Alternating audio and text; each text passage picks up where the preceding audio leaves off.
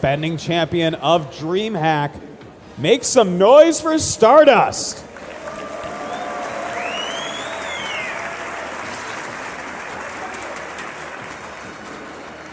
Has really had a magical run through this tournament, undefeated so far. But likewise is this player, spawning down to the bottom left. Can he get to another finals? Can he maybe win his first major StarCraft 2 tournament? It is EG's Jaedong.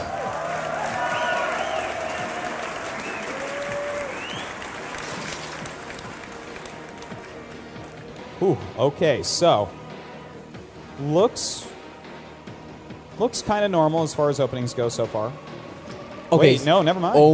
Oh, we have a 10 pool coming in from Jaedong. That's against a Nexus first. In these positions when Jaedong has the Overlord overseeing the natural so early. Yes. I tell you, this could bode very well for him. All right, well, of course, Stardust has absolutely no idea what's happening. If this indeed, which it seems to be, is a Nexus first, how does Jaedong match up against this?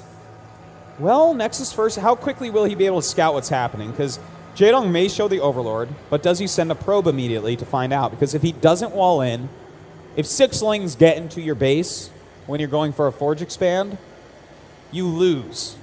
You're not going to beat Jaedong after that. All right. Oh, God. Jaedong now with the Overlord, sees the pylon, just needs to keep his Overlord out of vision, doesn't want to reveal where he is.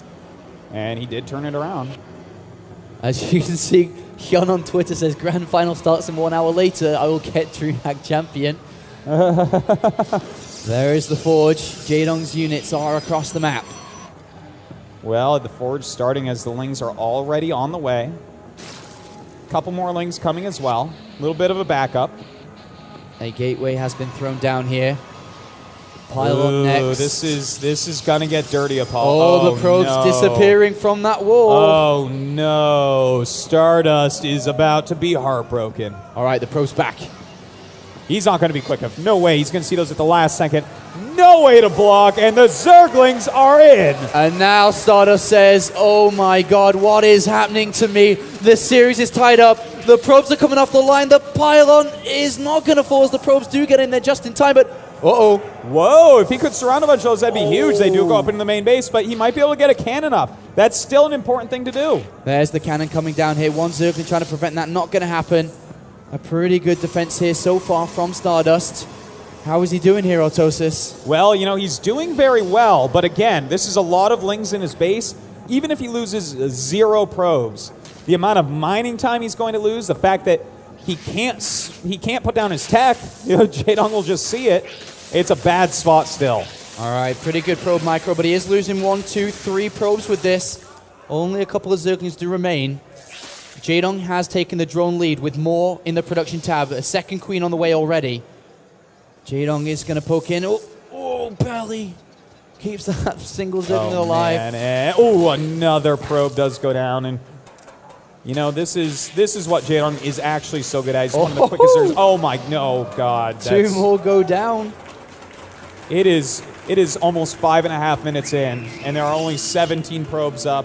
He's just now putting down his gases. There's no cybernetics core. He's chrono boosting into the Nexus to replenish his losses, but in return, his cybernetics core is behind. Jaedong is up to 28 drones with the next couple popping out. What does Stardust do from this position? What can he do? He's so far behind with the cybernetics core. Not even there. I mean, do you go for, I don't know, like 3 oracles or 4 oracles and try to hide them? Do you go for the Dark Shrine? Do you go for carriers? This is bad, man.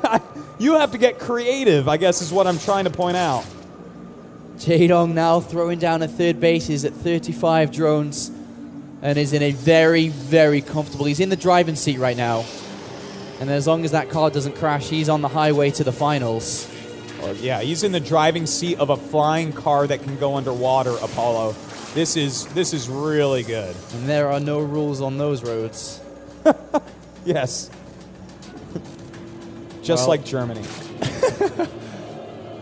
All right, Jaedong has the Overlord here. I wouldn't be surprised to see a rather fast layer. And I only say that because I'm pretty sure Jaedong is very eager, like we are, to find out what Stardust is doing. Okay, let me pose a question to you here. What if he does exactly his regular build and just hopes that Jaedong takes too many liberties from getting ahead early game? I don't think it works. If he tries it, I don't think it works. Well, I think we're going to find that out. The reason why I don't think it works is because Jaedong probably is playing between 30 seconds to a little bit more, 30 to even 60 seconds faster than he usually would be in the last 2 games, which gives him a much higher supply count by the time this comes. It's very true. Does he try an Immortal push? Does he try an Immortal Colossus push? Does he try something completely different? Well, nope, he does the exact same build, Apollo. There they are. And Jaedong's got an Overlord about to pop in to the main base, and we'll see this. And I think he'll do exactly the same as last game, exactly. Yep, I think you're right. He's going to make a lot of Roaches, Hydras. He'll tick up towards his lair, take that 4th. It's going to be a good spot for him, no doubt about that. Well, the Stalker is taking a bit of damage as well as these 2 Zealots, and Jaedong is going to pick up every single unit if he doesn't retreat. And that's already a good start to this. 2 Zealots and a Stalker if he does get both, and all 3 actually. Oh, looks like he'll get the 2 Zealots. Oh, maybe this... No, not quite the Stalker, though. All right, Hydralisk Den is down. +1 attack is already on its way. Jaedong's currently sitting at 63 drones already. It seems like he's going to squeeze out a couple more. 4 drones coming. Infestation Pit down as well. Well, that reminds me of something. I'm having some deja vu here, Apollo. A repeat of game number 2 here as the Overseer tries to leave the base, but get picked up. You know what? He's not going to take a 3rd. That's for sure. There's no way he's going to try to take a 3rd here. So it is going to come out a little bit quicker, but as you said, Jaedong's just kind of ahead of where he was in comparison to Stardust from the last 2 games. All right, so as we see this game right now, it does look very, very good for Jaedong, but what would Stardust need to do to turn the tide? What would he need to do to stop it being so good for Jaedong? Well, it looks like, in Stardust's opinion, that's getting Blink. So maybe a more prolonged push, little bit lighter on the sentries, little bit heavier on the Stalkers. It's an interesting idea. 2-1 Blink Stalkers are pretty darn good. Jaedong with 2 more Overlords about to pop can stretch out his supply up to 160 here if he just keeps on making units, and that's his main focus now. No more drones, he's at 69. Just nothing but units, and Jaedong will be able to get his revenge if he's able to deal with this attack. He's got a Zergling on the 3rd. He's got a Zergling on the other 3rd as well. He knows this is coming. He sees. He has all these units coming out, but can he make the hold possible? I have to point something out, Apollo. There are 0 sentries on this map. There is no Mothership Core. This is a hyper-aggressive, damage-only all-in. Oh, he's got to be careful here. Doesn't want to let Lings and Hydras fight against those Stalkers right before all their upgrades are done. +1 armor's done. +2 attacks soon. Blink almost there. Few Hydras, a lot of Roaches coming in. And here comes the standpoint. This is where it's going to be launched from the high ground, just next to Jaedong's creep spread. Here we go, Autosys. Here we go. Blink just barely not done. +2 either. Some force fields do go down, but a lot of damage has been dealt to Stardust's army. So many units going down without the force fields there, as you mentioned. He's not able to spread this unit up. He's not able to split the army up from Jaedong. He gets right up close, face to face, deals out a lot of damage from these Roaches and Hydralisks with 10 more Hydras on the way. A couple of units coming around from the right-hand side. I don't think this is going to be possible for Stardust. Jaedong may have done it. He may have beaten his nemesis here. He may have. There's not many force fields. He can't really stop a flank here, but he does have 2-1. He does have Blink. Let's see what he can get done with these Stalkers. All right, we may be seeing the last fight of Stardust tournament here. Stalkers just walk into a bunch of Roach and Hydras and more enter the field, and Jaedong is coming for the final slot. He is coming for the grand final. He is coming for his revenge. The units are dazzling. Stardust knows it, and Jaedong is going to beat Stardust.